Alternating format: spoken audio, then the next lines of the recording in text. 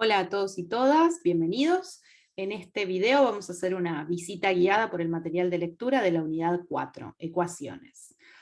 Bueno, números reales vimos en la unidad pasada, en la anterior habíamos estudiado polinomios, entonces ya tenemos más o menos cierto aceite o cierta movilidad entre estos dos objetos matemáticos que seguramente conocían de la escuela secundaria, que son los números con sus propiedades, perdón, los números con sus propiedades y además operaciones y propiedades, y los polinomios.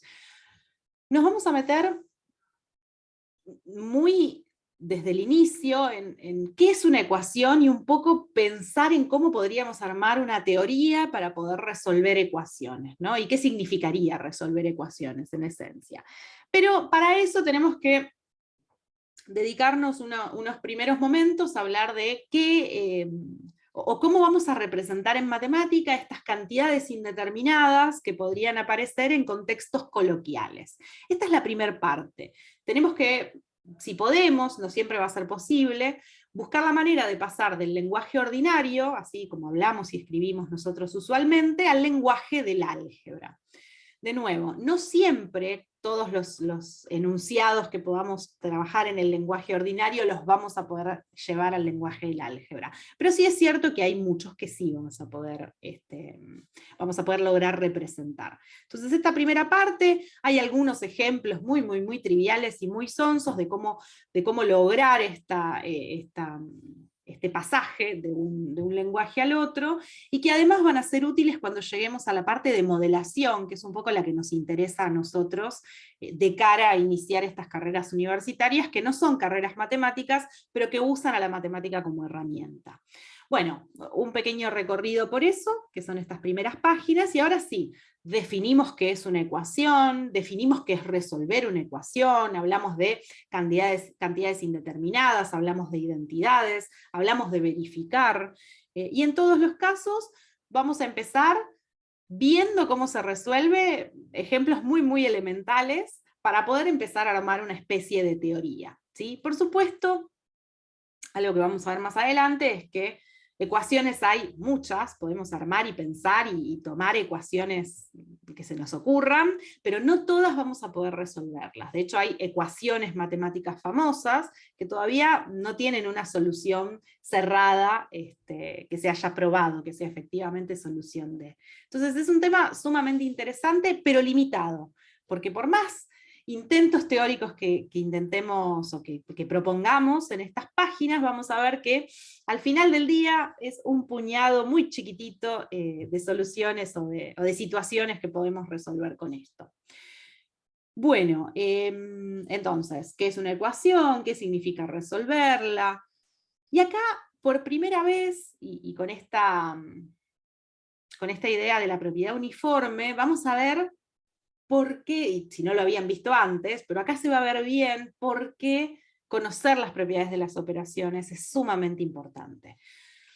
En ecuaciones habitualmente decimos, esto pasa para el otro lado, esto pasa para el otro lado, y está bien si lo decimos en un contexto coloquial, charlando en una clase a un compañero. Pero es sumamente importante entender qué significa que algo pase. En realidad, nada pasa, es lo que vamos a ver en estas páginas, sino que lo que está atrás de fondo es algo que podríamos llamar propiedad uniforme, y que está enunciada ahí de una manera muy simplona, pero se podría representar con un poquito más de formalidad. Entonces, ¿qué es la propiedad uniforme? Bueno, me permite o me habilita a hacer ciertas operaciones entre los miembros de una ecuación, y poder transformar ecuaciones en otras equivalentes. Eso es en esencia lo que vamos a estar haciendo. Y con esa idea muy elemental, más todo lo que sabemos ya de operaciones, vamos a poder resolver muchas ecuaciones, por lo menos de las iniciales que estamos presentando aquí. Bien, ejemplos. Y así como vemos ejemplos, rojo, alerta.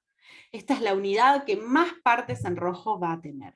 ¿Por qué? Porque justamente podría pasar que estemos aplicando mal una propiedad, omitiendo alguna de las cosas que estudiamos antes, y en el contexto de las ecuaciones eso es fundamental, porque si nos equivocamos en alguna de esas instancias, creemos que estamos resolviendo la ecuación, pero no la estamos resolviendo, o llegamos a una solución equivocada, que es lo que no queremos, justamente. Entonces, por ejemplo, esta primera posta les da algunas propuestas para evitar cometer algunos errores comunes. Y la idea es que ustedes digan cuáles son los errores que se cometieron y los corrijan.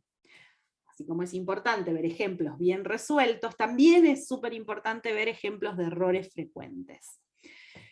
Por ejemplo, acá tenemos uno. Bueno, otro. Hay un montón para ver situaciones y otras situaciones de alerta en donde podríamos llegar a estar cometiendo un error. Bueno, entonces, al final hacemos una síntesis, un repaso de por lo menos estas ecuaciones, qué es lo que hay que tener en cuenta, qué es transformar una ecuación en otra que sea equivalente, qué significa resolverla, cómo verificar las soluciones, cuáles son los tipos de errores frecuentes que podríamos llegar a cometer en esta idea del despeje. De todas las ecuaciones posibles nos vamos a detener a mirar algunas ecuaciones polinómicas. No son polinomios, son ecuaciones polinómicas, que por su estructura, bueno, aparentemente algún polinomio puede estar ahí detrás, pero no es en esencia un polinomio, es un objeto diferente la ecuación polinómica. Y vamos a ver cómo se pueden resolver. En este punto aparece la primera conexión fuerte entre algunas de las ideas de la unidad 2. Vamos a ver que, curiosamente, a veces, para resolver una ecuación polinómica, la factorización, esa que hacíamos por deporte en la unidad 2, puede ser crucial, ¿sí? Y vamos a ver algunos ejemplos de esas situaciones, que es lo que está comentado en estas páginas. En particular, vamos a poder encontrar una solución general para cualquier ecuación cuadrática. Y esa solución general de la ecuación cuadrática la vamos a poder obtener, vamos a poder llegar a una fórmula que es capaz de resolverla usando las propiedades y las operaciones que estuvimos viendo en las 3 unidades pasadas. Esto es fundamental, esto que estamos viendo acá y todo esto que estamos viendo acá es fundamental para esta unidad, que es la resolución de la ecuación cuadrática. Seguramente muchos de ustedes recuerden de la escuela secundaria la fórmula resolvente de la ecuación cuadrática, que es justamente lo que de alguna manera se prueba en esta sección. Esta es una sección importantísima. Y una vez que la demostramos, porque si estamos demostrando que esta es la solución en general para este tipo de ecuaciones, esta fórmula la vamos a poder usar todas las veces que queramos. Por supuesto, bien usada, es decir, siempre que estemos resolviendo una ecuación cuadrática que tenga esta forma. Podríamos ver, de hecho hay algunos ejemplos de ecuaciones polinómicas de otro tipo, pero en general nos vamos a detener con las ecuaciones lineales y las cuadráticas. Bueno, como siempre en actividades, algunos ejemplos de cuáles son los tipos de ejercicios que se espera que puedan resolver en la plataforma el día de la evaluación. Como siempre también, resuelvan estos ejercicios con anticipación a la clase sincrónica, así pueden presentarles las dudas a sus docentes, tanto en la clase sincrónica como en el foro. Bueno, bienvenidos a las ecuaciones, nos vemos en el próximo material.